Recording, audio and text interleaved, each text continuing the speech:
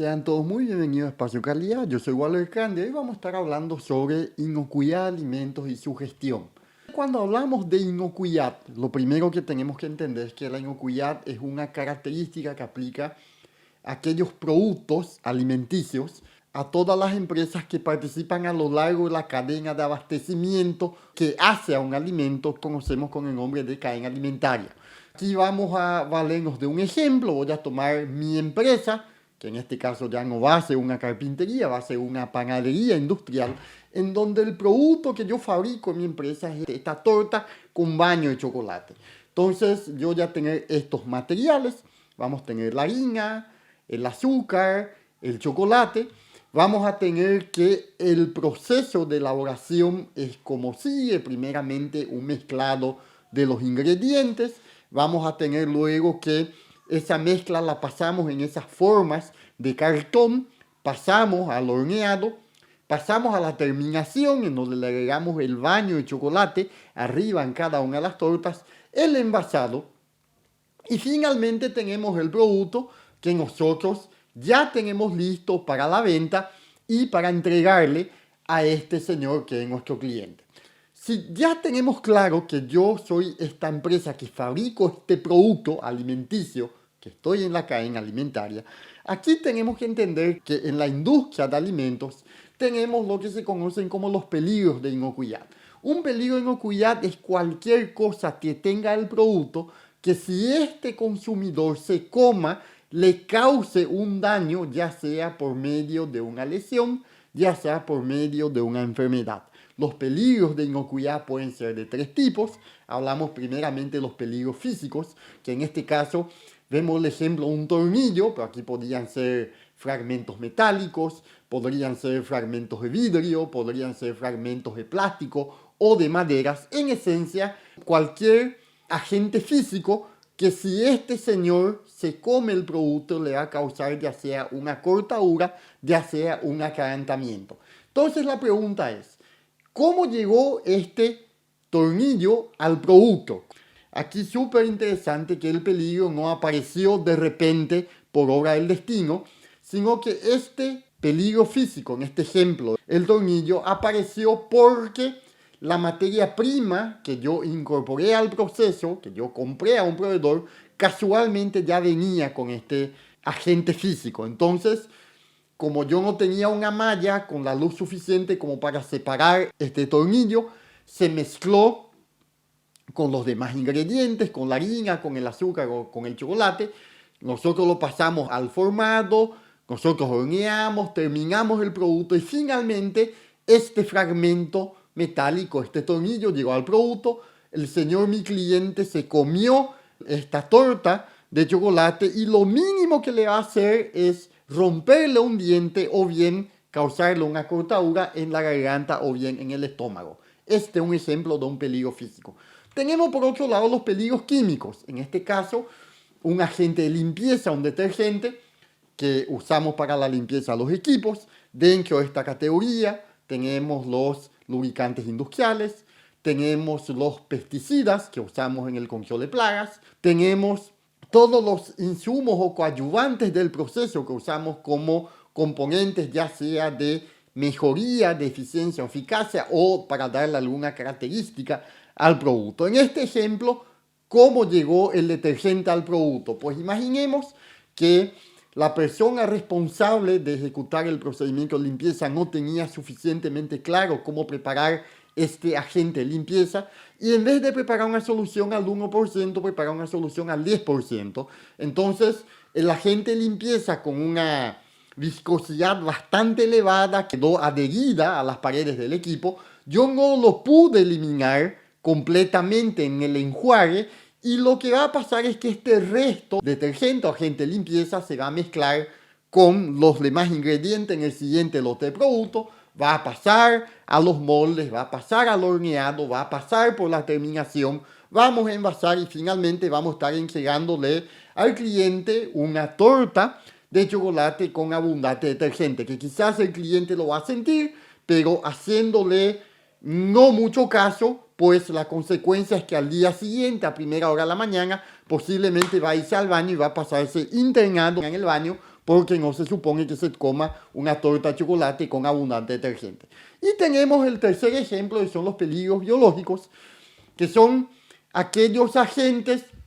biológicos, valga la redundancia, que se incorporan al proceso, ya sea porque vinieron con los materiales, con las materias primas, con los insumos, ya sea porque no se eliminaron del proceso luego de hacer el paso, la limpieza de un producto al otro, o ya sea por una mala praxis, entiéndase un interactuar de el equipo de trabajo con el equipo del proceso. En este caso, pues esta misma persona que había hecho la limpieza no tenía suficiente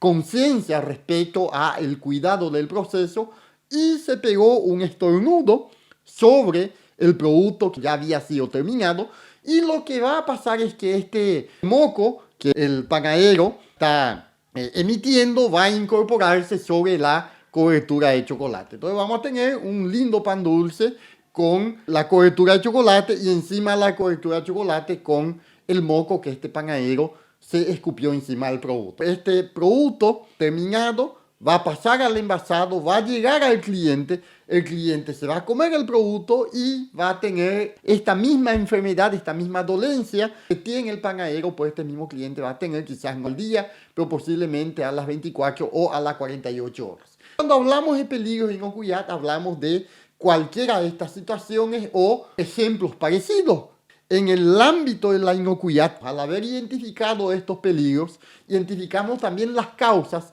y a partir de las causas empezamos a tomar medidas de control o mecanismos para evitar que estas causas ocurran. En el caso de la materia prima que ya vino contaminada, establecemos un mecanismo de evaluación de proveedores, un mecanismo de control de materiales. En el caso de la aplicación del agente de limpieza, que el panadero no tenía suficiente claridad, establecemos un procedimiento estandarizado de tal forma que, independientemente de la persona que haga la limpieza, el resultado sea siempre el mismo y no tengamos un exceso de agente de limpieza. Y en el caso del panadero que estornudó sobre el producto, pues aplicamos un mecanismo de concienciación, le capacitamos de tal forma que sea consciente acerca de las consecuencias de este tipo de situación y comportamiento. Entonces, haciendo este análisis, tomando estas medidas, son 3 medidas de control que tomamos para evitar la ocurrencia de estos peligros, vamos a, por de pronto, tener un producto exento de peligros y que este consumidor pueda con total tranquilidad consumir el producto sin tener preocupación respecto a lo que le pueda pasar al día siguiente. Cuando hablamos de inocuidad, hablamos de este cuidado y en asegurarnos, en esencia, que el producto que le estamos entregando a nuestro cliente esté exento de peligros. Entonces, si ya tenemos claro que inocuidad se trata de eso, tenemos que tener presente que de nuevo hablamos de una cadena de abastecimiento que en el mundo de alimentos de nuevo lo llamamos con el nombre de cadena alimentaria, que empieza con el primer productor primario y termina con el último consumidor, en donde nosotros ocupamos un eslabón dentro de esta cadena, donde tenemos la cadena alimentaria directa, que es la que participa en el flujo de materiales, y tenemos la cadena alimentaria indirecta, que es aquella que también participa de una forma, pero que no necesariamente aporta materiales al proceso, pero que nos aporta equipos y maquinaria, nos aporta servicios de limpieza, de mantenimiento, de calibración, nos aporta materiales de embalaje, nos aporta insumos que son los coadyuvantes, en donde es súper interesante cuando vemos que la cadena alimentaria se trata de esto, la pregunta que nos haríamos es: ¿quién es responsable por asegurar la inocuidad del producto? Pues si este es el caso y nosotros estamos acá, nosotros vamos a asegurarnos que el material que incorporamos a nuestro proceso tenga las características necesarias para que podamos tener un producto inocuo, de tal manera que mi cliente o el consumidor final sepa cómo manejar ese producto, de la misma forma como vamos a hacer con nuestros proveedores de equipos, de servicios, de materiales de embalaje o de insumos. Si vemos la película de esta forma, tiene que quedarnos suficientemente claro que absolutamente todos los eslabones de la cadena alimentaria son responsables por la inocuidad del producto, inclusive el consumidor final, teniendo en cuenta el uso que le da este consumidor final al producto, donde esto va a estar reglado por las autoridades reglamentarias, que son quienes establecen los mecanismos y establecen los criterios para asegurar que todos y cada uno de los componentes o cada uno de los integrantes de esta cadena pueda aportar lo suyo de tal forma que en efecto podamos tener un producto inocuo y que este consumidor final pueda estar tranquilo al momento de consumir el producto que está llegando a su mesa. Entonces, si en esta temática nosotros entramos de nuevo en nuestro proceso y hablamos de gestionar la inocuidad en nuestra empresa, en donde lo que buscamos es satisfacer esa expectativa implícita del cliente, la inocuidad es un requisito implícito, un requisito que el cliente no necesariamente va a decirnos que no quiere una torta de chocolate que le haga daño, porque no se supone que la torta de chocolate le haga daño. En esa temática nosotros vamos a aplicar una herramienta que se conoce con el nombre HACCP, que de hecho son las siglas de, traducido al español, Análisis de Peligro y Puntos Críticos de Control. Entonces, esta herramienta, más que una herramienta, es una metodología, entiéndase, es una secuencia de pasos que seguimos, valga la redundancia, paso a paso en forma rigurosa, de tal forma que podamos al último tener un producto inocuo y que nuestro cliente pueda estar tranquilo al momento de consumir este producto. Esta metodología nos define la secuencia de pasos que tenemos que seguir. Primeramente, definir el uso previsto del producto, de qué forma el cliente va a usar este producto. Definimos el proceso, y cuando hablamos de definir el proceso, hablamos de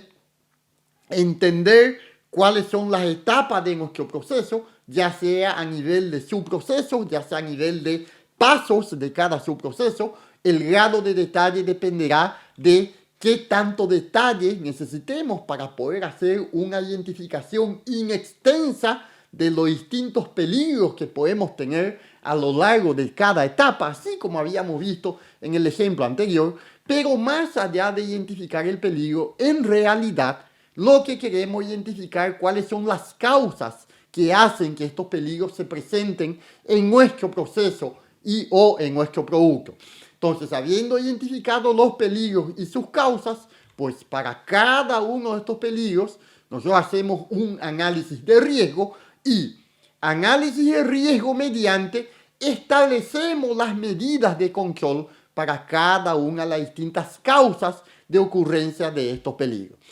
Estas medidas de control nosotros finalmente las vamos a clasificar valiéndonos de una herramienta que es el árbol de decisiones, que es uno de los componentes de la metodología HACCP, en donde, teniendo en cuenta el nivel de riesgo del peligro, se está en una zona de riesgo alto, en zona de riesgo bajo, teniendo en cuenta la etapa del proceso en donde apliquemos la medida de control, sea en una de las primeras etapas, sea en una de las últimas etapas, teniendo en cuenta el tipo y la característica de la medida de control. Y aquí tenemos que tener bien presente que tenemos un grupo de medidas de control que son aquellas que se aplican en forma integral al proceso y que se aplican antes, durante y después de la ejecución del proceso operativo, como sería, por ejemplo, todo lo que hace a la capacitación, a la conciencia del equipo de trabajo, todo lo que hace a la aplicación de las buenas prácticas, todo lo que hace a la aplicación del mantenimiento de la infraestructura de los equipos, todo lo que hace a la calibración de los instrumentos, todo lo que hace al control de plagas, que son todas actividades que las empezamos a aplicar mucho antes de ejecutar la actividad productiva. Y tenemos por otro lado aquellas medidas de control que son propias del proceso productivo, como el caso del tratamiento térmico en el horneado, en donde vamos a tener un parámetro del proceso que es la temperatura, que casualmente vamos a poder hacerle el seguimiento y por qué no aplicar un control estadístico de proceso, por evaluar tendencias, por evaluar si el proceso está o no en estado de control.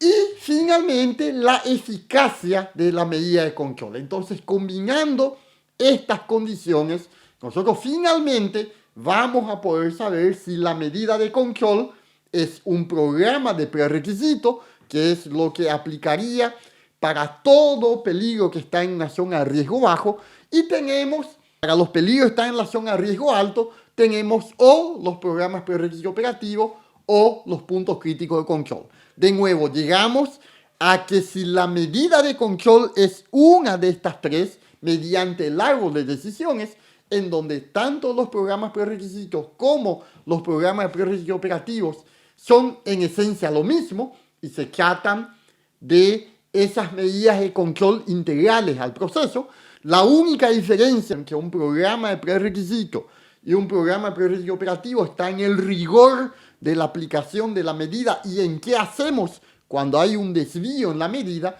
Y tenemos por otro lado los puntos críticos de control, que son aquellas medidas de control que estaremos aplicando a modo de parámetros operativos del proceso y que típicamente vamos a hacerle su seguimiento mediante un gráfico de control. En esencia, cuando hablamos de gestionar inocuidad en una empresa, hablamos de establecer estas medidas de control, en donde de nuevo la vamos a clasificar en uno de estos tres grandes grupos: programas prerequisitos, programas prerequisitos operativos o puntos críticos de control, y que lo vamos a ver con mucho más detalle en un video posterior en donde vamos a estar hablando específicamente sobre la metodología HACCP.